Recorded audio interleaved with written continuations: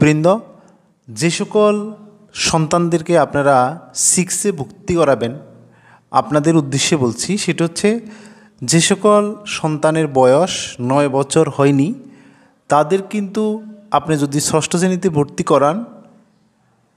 করানোর পরে যে রেজিস্ট্রেশন ব্যাপার থাকে মন্ত্রণালয়ে বা বোর্ডের মাধ্যমে, সেটি কিন্তু 9 বছরের নিচে হলে রেজিস্ট্রেশন করানো যাবে না।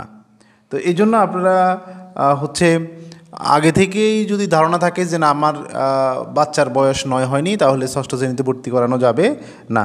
এটি আমি যেটি বলছি একদম মন্ত্রণালয় থেকে নির্দেশিত কথা। সেটা হচ্ছে ঢাকা বোর্ডের আগামী 10 সেপ্টেম্বর ষষ্ঠ শ্রেণীতে শিক্ষার্থীর রেজিস্ট্রেশন কার্যক্রম শুরু হবে। ষষ্ঠ শ্রেণীতে রেজিস্ট্রেশন করতে গিয়ে 9 বছরের বেশি হতে হবে, সর্বোচ্চ 15 বছর পর্যন্ত, এবং 15 বছরের বেশি হলেও হওয়া যাবে না। 15 বছর পর্যন্ত ষষ্ঠ শ্রেণী রেজিস্ট্রেশন করা যাবে।